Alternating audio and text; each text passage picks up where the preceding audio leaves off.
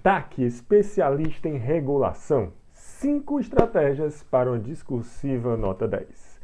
Olá, sou o professor Vitor Vieira e hoje nós vamos traçar estratégias relevantíssimas, importantíssimas para a sua aprovação no concurso da ANTAC. Então vem comigo que a nossa ideia aqui hoje é trazer essas 5 estratégias para a prova discursiva. Qual é a minha ideia? A minha ideia é conversar com você de forma bem objetiva acerca de pontos essenciais nessa etapa tão importante do concurso. Porque veja, se você está assistindo esse vídeo, é porque você já entendeu a importância da prova discursiva na tua aprovação. Se você ainda não entendeu essa importância, vem comigo que eu vou te mostrar e ainda vou te ensinar com alguns passos básicos como mandar bem, como gabaritar essa discursiva, tá? Então vamos junto? Olha só. Primeira coisa, vamos analisar essa importância da discursiva para a ANTAC. Veja, primeiramente, sobre esse concurso, o concurso será realizado dentro do Concurso Nacional Unificado, tá? Nós teremos aqui 30 vagas, e o inicial, olha só isso, pessoal, cerca de R$17 mil, tá? Não é pouco não, coisa boa mesmo. Agora, vamos junto entender um pouquinho como é que a prova discursiva entra nessa brincadeira. Veja bem, olha só. Primeiro vamos pensar o seguinte, tá? Vamos pensar em uma prova média. A gente não... a gente tem que entender qual é a importância da pontuação da discursiva na nota final. Veja, se você pensar em uma prova objetiva de 100 pontos, muitas vezes, a discursiva ela vale ali cerca de 50, podendo até valer mais pontos.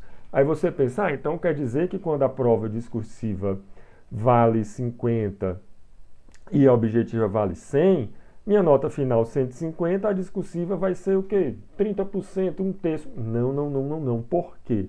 Porque em uma prova objetiva, a chance de você atingir aqui a nota máxima é muito mais difícil. Então, em regra, a gente vai ter ali uma nota de corte de cerca de 75%, tá? Cerca de 75%. Então, olha só. Dentro dessa nota de corte de 75%, a gente precisa considerar também que a discursiva é mais fácil você atingir a pontuação máxima. Então, enquanto em uma prova objetiva, eu sempre digo, pessoal, muito dificilmente você vai ficar fechando provas objetivas, tá? Dependendo do nível do concurso, isso é quase que impossível, e isso é também desnecessário, né? Porque você consegue passar para a fase seguinte, você consegue ter uma boa classificação sem precisar fechar essa prova. Então, se você pegar mais ou menos ali 75% da objetiva, a discursiva, por outro lado, tem uma chance maior de você atingir a pontuação máxima. E nessa forma, fazendo aí um cálculo rápido, pode representar até 40% da tua pontuação dentro da prova discursiva. O que não faltam são exemplos de pessoas que conseguiram pular a classificação, conseguiram sair de cadastro de reserva e ir para vagas imediatas com base na discursiva, tá? Agora, vamos trazer então aqui as nossas 5 estratégias para a nota 10, tá? Para a nota 10.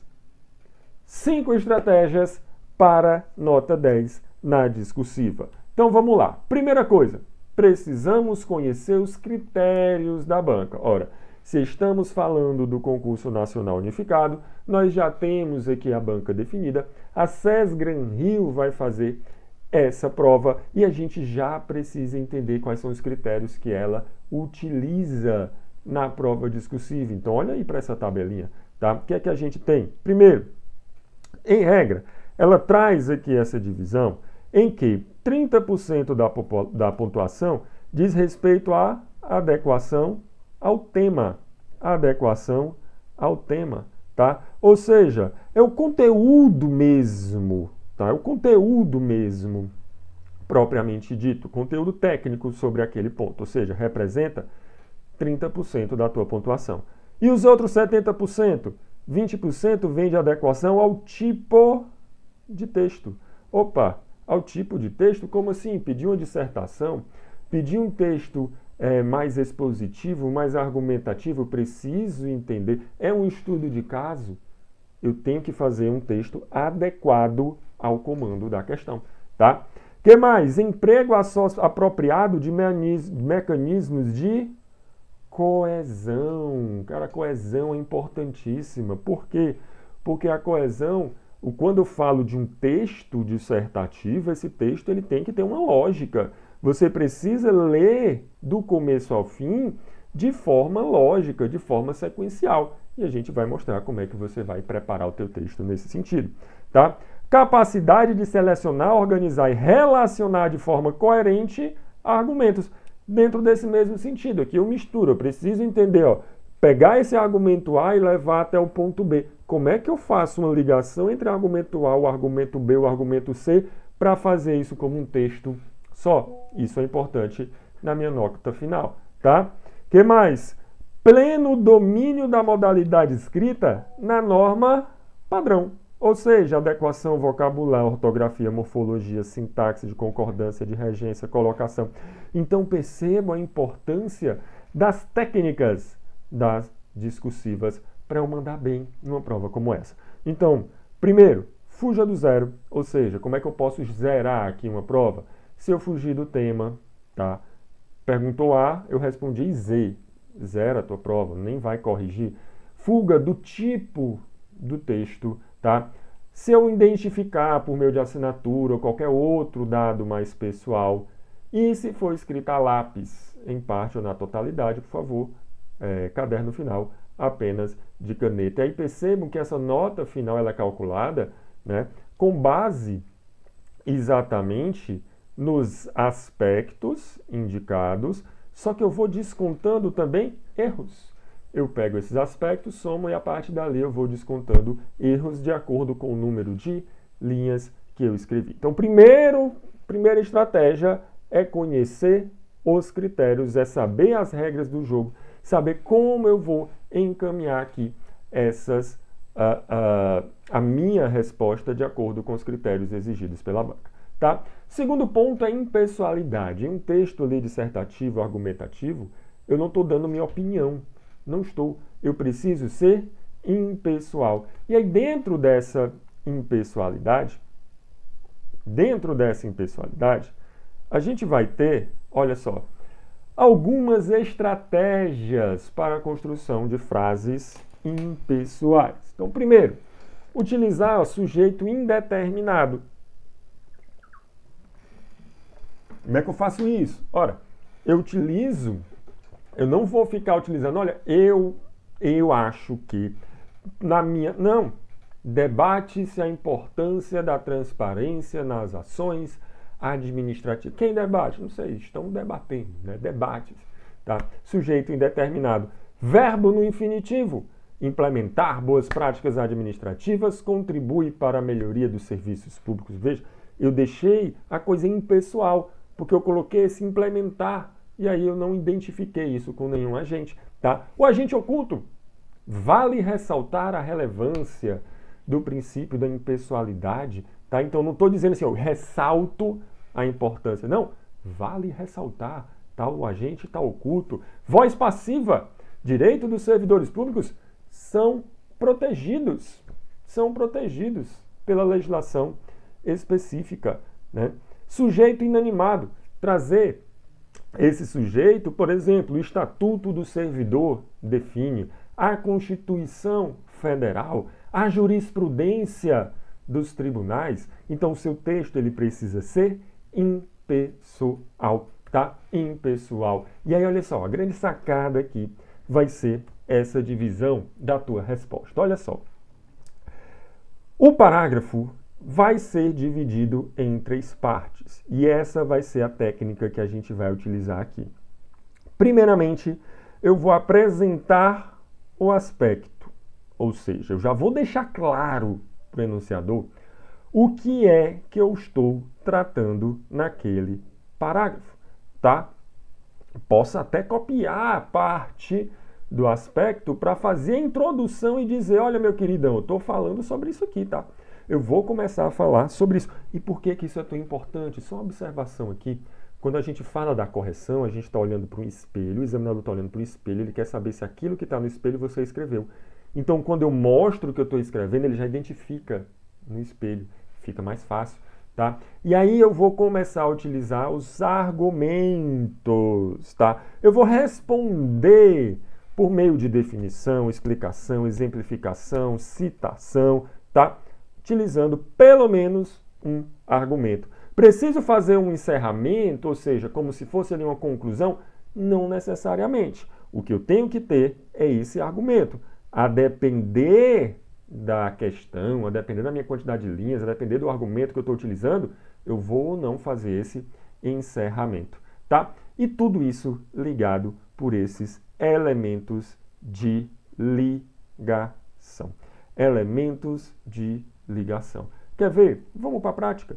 Porque a nossa quarta dica é seja objetivo e siga os comandos. E aí com isso a gente vai te mostrar como fazer isso de forma prática, resolvendo a última questão discursiva da prova da ANTAC. Então olha só, vamos comigo, ó. 2014 a Sebrasp, né, na época ainda CESP, perguntou o seguinte: redija já está me dizendo aqui, ó, como é que tem que ser meu texto. Um texto dissertativo acerca da concessão e da permissão de prestação de serviços públicos, abordando necessariamente os seguintes aspectos. O que é que eu já tenho, o que é que eu já consigo visualizar daqui? Qual é o tema da minha dissertação? Concessão e permissão de serviços públicos. É um texto que eu tenho que falar sobre concessão e permissão, mas ele vai me guiar nessa resposta. Olha só o que é que ele diz, ó. Abordando necessariamente os seguintes aspectos. Então, olha só. A gente tem aqui quais são os aspectos que eu tenho que obedecer. Primeiro, diferenças entre concessão e permissão de serviços públicos. Opa, então eu já tenho que entender que o meu primeiro aspecto é diferenciar a concessão e a permissão. Meu segundo aspecto vai ser trazer mecanismos de intervenção estatal no domínio econômico. Para quê? Para assegurar a livre distribuição de produtos. E meu terceiro aspecto, os objetivos do Programa Nacional de Desestatização.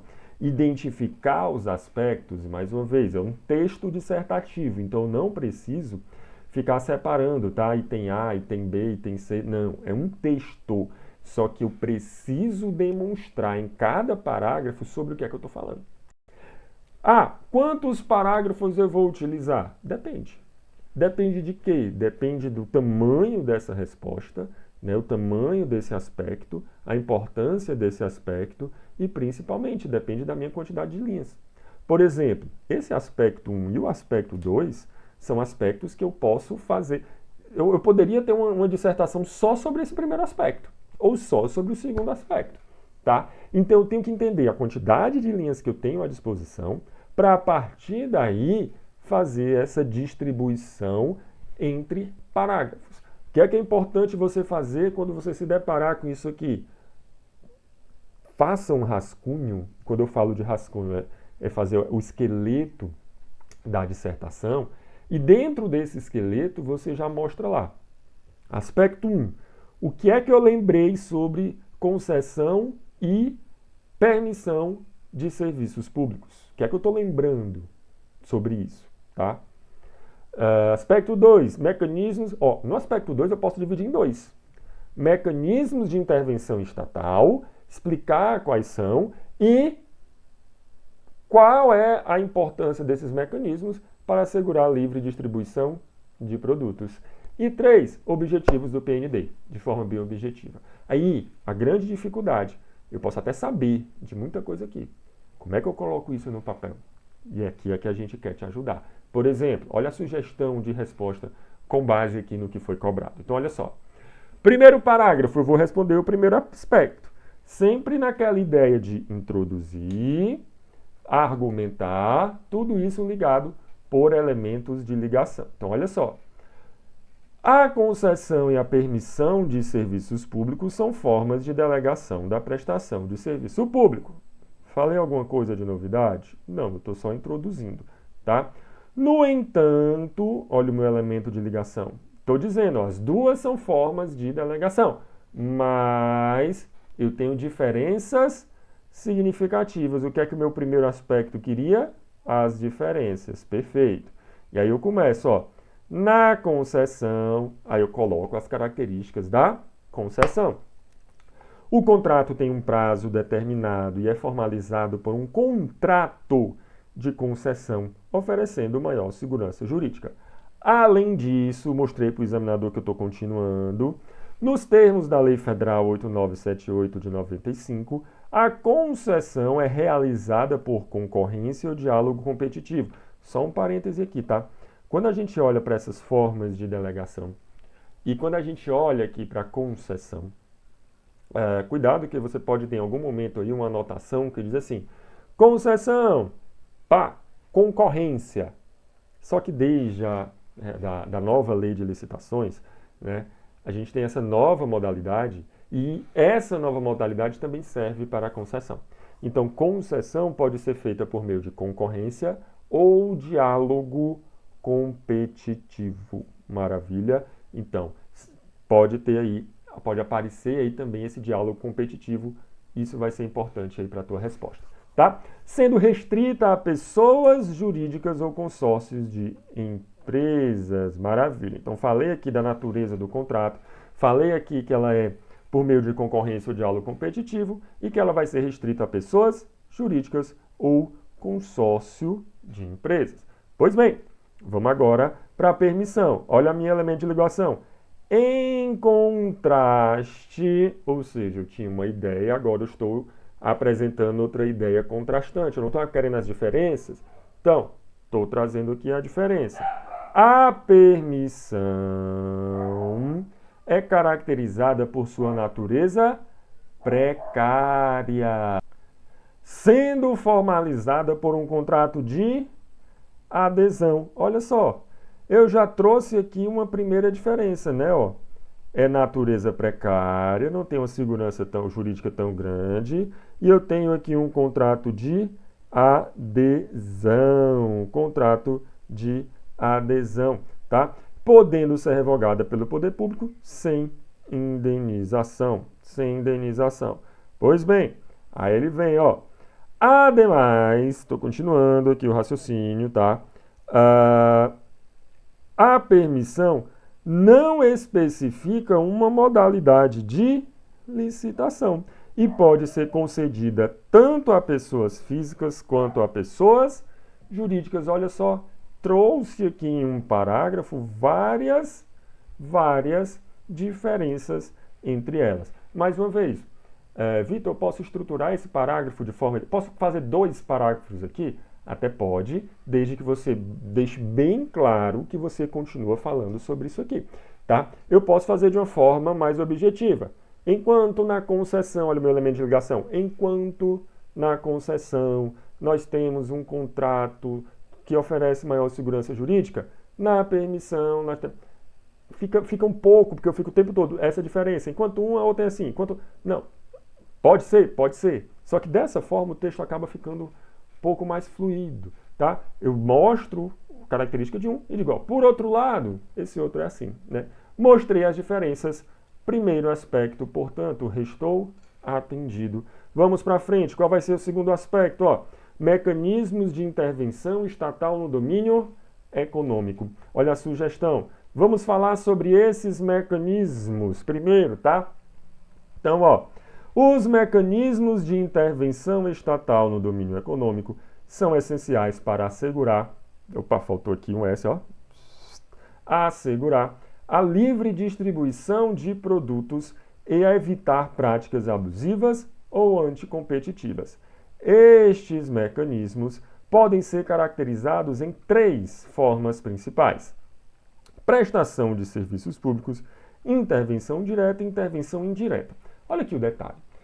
Não sei o que é que vai estar no espelho da prova. Mais uma vez, tem um número razoável de linhas, eu vou acrescentando informações relevantes para aquilo ali. Por exemplo, nesse caso, eu estou fazendo uma introdução acerca do que o que são esses mecanismos de intervenção estatal. Tá? Poderia pular diretamente para aquela ideia, né, que ele pede lá de distribuição, né, de produtos? Poderia, mas aqui eu estou trabalhando como se eu tivesse uma quantidadezinha maior de linhas. E aí eu vou trabalhar essa ideia, tá? Introduzindo e colocando elementos essenciais. Eu não estou enrolando, tá? Cuidado, eu não estou enchendo linguiça. Estou fazendo uma introdução relevante para o tema. Então, olha só, continuando. Então, eu tenho 3 formas de intervenção do domínio estatal no domínio econômico. Como é que o Estado interfere no domínio econômico? Primeiro, por serviços públicos. Segundo, por intervenção direta. E terceiro, por intervenção indireta. Vamos explicar as duas. A direta ocorre quando o Estado atua diretamente na economia, explorando atividades econômicas. E a indireta, olha, o enquanto, meu elemento de ligação, a indireta se dá por meio da regulação, incentivo e fiscalização das atividades econômicas realizadas por agentes privados, além de planejamento dessas atividades. Beleza? Então, eu expliquei o que são os mecanismos de intervenção estatal. Agora eu vou continuar no segundo aspecto, porque ele quer saber o quê?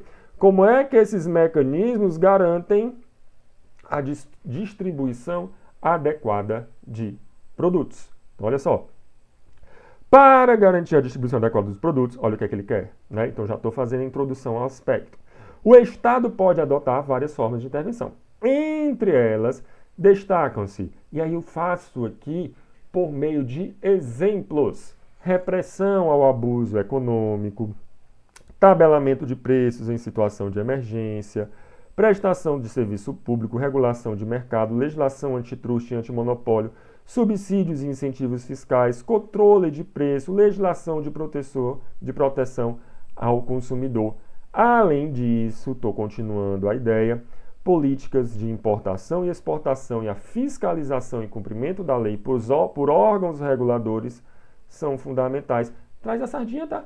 Nós estamos fazendo aqui uma prova de agência reguladora. Eu vou puxar para a base, para a ideia das agências reguladoras. Ó, nesse sentido, as agências reguladoras como ANTAC, Anvisa, CVM, CAD, Banco Central, desempenham um papel crucial nesse processo, assegurando a observância das normas e a promoção de um ambiente econômico justo e equilibrado.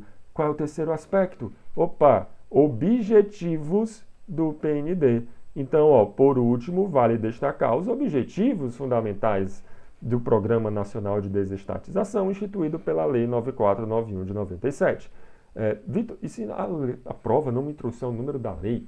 Bom, algumas leis importantes eu preciso saber essa numeração.